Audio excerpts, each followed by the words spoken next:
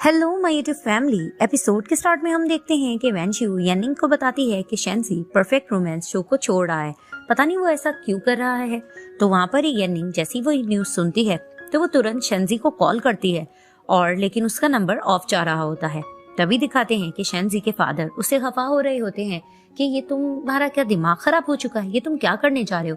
तो वो अपने फादर को कहता है कि डैड मैंने अपना माइंड बना लिया है, अब मैं अब्रॉड जाऊंगा और बाहर जाकर स्टडी करूंगा। तो उसके फादर कहने लग जाते हैं क्या तुम्हारा दिमाग खराब हो गया है, आखिर मैं मूवीज किसके साथ बनाऊंगा, तुमने जिंदगी को मजाक बनाया है, तुम्हें अपने फ्यूचर की फिक्र नहीं है। तभी वो कहने लग जाता है कि डैड बस मैंने सोच लिया है कि अब मुझे यहाँ पर नहीं रहना। तो उसके फादर कहते हैं कि तुम कुछ ज्यादा ही जिद्दी हो, तुम्हें आगे फ्यूचर के बारे में कुछ नजर नहीं आ रहा। तो वो अपने फादर को ताना देता है कि डैड आपको भी पता है कि जिद्दी आप ही हैं। तो उनको ये ताना देकर वहां से चला जाता है। इधर से दिखाया जाता है कि येनिंग शेंजी की स्टूडियो होती है। वहीं वो फेंग से पूछती है कि बाकी शेंजी जा रहा है। तो उसे कहता है कि हाँ, मैं तो खुद बहुत ज्यादा ये बात सुनकर शॉक्ड हो गया था, लेकिन मैंने उनसे बहस नहीं की। आप देख सकते हैं कि उनका सामान भी पैक है।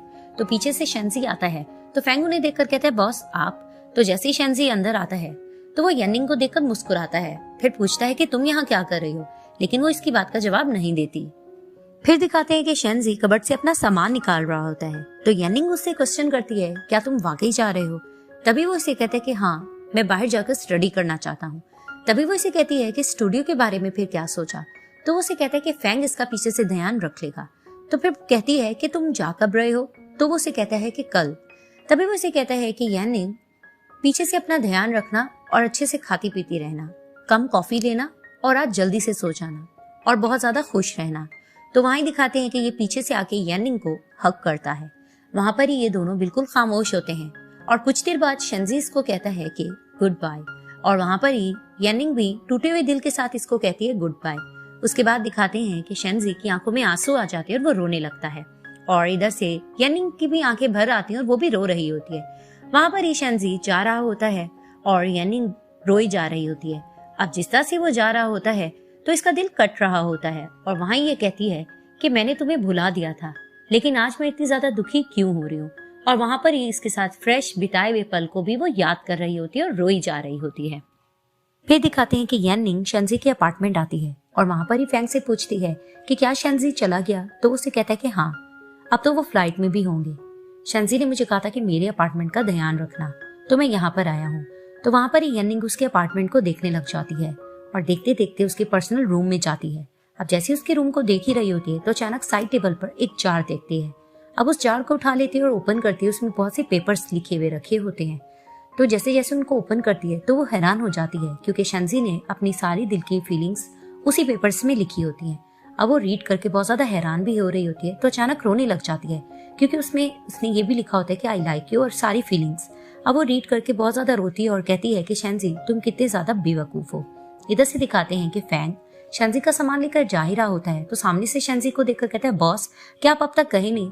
तो वो उसे कहता है कि हाँ, मैंने फ्लाइट चेंज कर ली है क्योंकि मैं अपना जरूरी सामान यहाँ भूल गया हूँ। तो कहता है कि वो बहुत ज्यादा इंपॉर्टेंट है, लेकिन वो जल्दी जल्दी अंदर चला जाता है।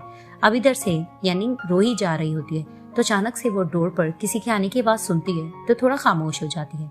तो दिखाते हैं कि शेंजी अंदर आता है। तो जैसे ही वो येनिंग को देखता है तो कहता है कि तुम यहाँ क्या कर रही हो। तो वहीं वो इसे कहती है कि शेंजी उस दिन गोल्डन सॉन्ग अवार्ड वाले दिन तुमने मेरे से पीछा क्यों छुड़ाया था। तभी फिर वो उसे कहता है कि ये बहुत पुरानी बात हो गई और सब खत्म हो गया है। तो फिर वो उसे कहती है कि कुछ भी खत्म नहीं हुआ।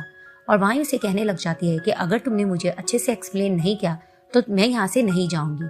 तो वहां पर ही वो उसको बता देता है कि मेरे फादर ने कहा था कि हम दोनों साथ नहीं रह सकते और अगर हम दोनों साथ रहे तो तुम्हें कभी भी अवार्ड नहीं मिलेगा। इन सब के पीछे मेरे फादर थे। तभी वो खफा होने लग जाती है कि इन सब के बारे में तुमने मुझे पहले क्यों नहीं बताया था, आखिर तुम क्यों चुप रहे, तुम मुझे कुछ तो बताते। मैं तुमसे ऐसे में ही बहुत ज्यादा नफरत करती जा रही थी और उसमें तुम्हारा कोई कसूर भी नहीं था। तभी फिर वो उसको कहता है कि आई एम सॉरी। अब वो वहां पर ही उसके चेस्ट पे जोर जोर से मारती है और कहती है कि तुम्हारी सॉरी करने से क्या सब कुछ ठीक हो जाएगा। वहीं वो रो के कहती है कि तुमने बहुत गलत किया है, तुम हमेशा अपने दिल की सुनती हो, तुमने ये शो छोड़ने की बात की, मुझे उस दिन नीचा भी दिखाया और अब अब्रॉड जाने की बात कर रहे हो। वहीं वो रोई जा रही होती है और उसे कहती है कि तुम हमेशा अपनी ही क्यों करते हो और तुमने उस दिन मुझे कहा था कि मैं तुम्हारे साथ दोबारा स्टार्ट करना चाहता हूँ और अब जब यहाँ पर सब कुछ खराब हो गया है तो तुम वापस जाने की बात कर रहे हो। वहां पर ये जोर जोर से रोन रही होती है तो शेंजी उसको देखकर कहता है कि येननिंग, और वहां पर ही उसको हक करता है और हक करके कहता है कि अब से अगर तुम मुझे कहोगी कि मत जाओ तो मैं कहीं पे भी नहीं जाऊंगा। और वहां पर ही उसे कहता है क्या तुम दोबारा से मुझसे प्यार करोगी। और वहां पर ही येननिंग शेंजाओ को जोर से हक कर लेती है और हक करने के बाद वो उसकी तरफ देखती है तो शेंजी उसको देखकर मुस्कुराता है, तो फिर वो उसको भी मुस्कुराकर जोर से चेस्ट पर मारती है और उसके बाद शेंजी उसके फोरहेड पे किस करता है। अब ये दोनों एक साथ इसी तरह हक किए खड़े होते हैं तो शेंजी इसे कहता है कि मैं सोच रहा हूँ कि हम, और पीछे बैक पर इसके हाथ फेरता है। वहीं येननिंग इसके हाथ को पीछे हटाती है और कहती है कि हम कुछ ज्यादा नहीं आगे बढ़ रहे और तुम कुछ ज्यादा ही गलत सोच रहे हो। तो वो कहता है क्या मतलब गलत सोच रहे हो, मैं तुमसे शो के बारे में बात कर रहा था कि तुमने उसके बारे में क्या सोचा है। तभी वो कहती कि अच्छा शो के बारे में, मैं परफेक्ट रोमांस को छोड़ रही हूँ। तभी वो कहता है कि क्यों, लेकिन इसकी तो लास्ट 2 एपिसोड्स रहती हैं, गुहान का ओपिनियन भी हम ले लेते हैं और फिल्मिंग को खत्म करते हैं। तभी वो कहती है उसकी फिक्र मत करो, गुहान से मैंने बात कर ली है, उसको इस चीज पे कोई एतराज नहीं है। तभी वो कहते हैं कि लेकिन अभी हमें थोड़ा ध्यान देना होगा क्योंकि मीडिया में हम दोनों की न्यूज चल रही है, जैसे ही मामला थोड़ा थम जाएगा तो हम पब्लिकली अनाउंस कर देंगे। तो वो कहती है कि यानी तुम ये चाहते हो कि हम अपना अफेयर सीक्रेट रखें। तभी वो इसे कहता है कि येननिंग ऐसा नहीं है, अब जबकि तुम मेरे साथ हो तो मुझे किसी भी चीज की परवाह नहीं है। तभी वो उसको देख के मुस्कुराती है और कहती है कि शेंजी तुम मुझसे प्रॉमिस करो, फ्यूचर में आगे कुछ भी ऐसा होगा तो हम दोनों मिलकर एक साथ फेस करेंगे और एक दूसरे का साथ देते रहेंगे। तभी वो उसको प्रॉमिस करता है और उसके फोरहेड पे किस करता है और उसके बाद दोनों ने कन्फेशन कर लिया होता है तो थोड़ा सुकून फील करते हैं। अब येननिंग गिटार पे एक न्यू टोन प्ले करती है जिसे सुनकर उसके बॉस और वेंचू बहुत ज्यादा इंप्रेस होते हैं और इसे क्वेश्चन करते हैं कि रातों रात ऐसा क्या हुआ था कि तुमने इतनी जबरदस्त टोन बना डाली। तो वहां पर ही इनको अनाउंस कर देती है कि मैं परफेक्ट रोमांस शो को छोड़ रही हूँ। तो वो लोग ये जैसी बात सुनते हैं उनकी चीख निकल जाती है। अब वहां पर ही ये लोग इससे क्वेश्चनिंग करते हैं क्या वाकई शेंजा और तुम एक दूसरे को डेट कर रहे हो। तो वो कहते हैं कि हाँ हम एक दूसरे को डेट कर रहे हैं। और वहां पर इसके बॉस कहते हैं कि तुम तो थेरेपी ले रही थी इसके लिए और तुमने तो उसको भुला दिया था। तभी वो कहती है कि बेशक मैंने उसको भुला दिया था लेकिन मुझे नहीं पता था कि मैं दोबारा उससे प्यार करने लग जाऊंगी। तो वहां पर वेंचू कहती है कि अगर शेंजाओ तुम्हें इतना प्यार करता था तो फिर उसने पहले इकरार क्यों नहीं किया। तो हंस के कहती है बहुत लंबी स्टोरी है।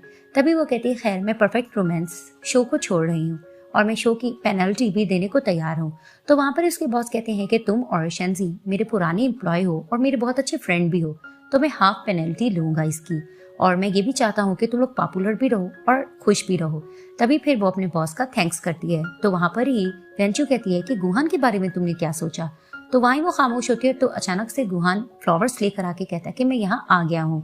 अब दिखाते हैं कि ये दोनों आपस में खड़े होते हैं और वहां पर ही वो इसको एक ब्रेसलेट देकर कहता है कि ये तुम्हें मैं गिफ्ट देना चाहता हूँ और इसमें तुम्हें मेरा प्यार भी नजर आएगा और मैं एक और चांस चाहता हूँ कि तुम मुझे अपना लो।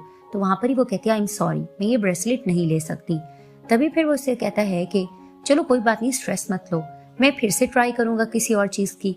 तभी फिर वो कहती है कि नहीं मुझे मेरा प्यार मिल चुका है। तभी वो कहता है क्या वो शेंजी है।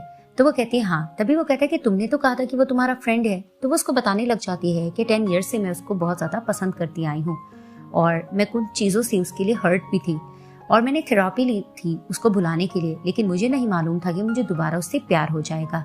लेकिन अब मैं उसके सामने कन्फेशन भी कर चुकी हूँ और मैं इन चीजों से पहले भाग रही थी लेकिन अब मैं भागना नहीं चाहती हूँ बल्कि उसको अपनाना चाहती हूँ और फेस करना चाहती हूँ इन सब चीजों को।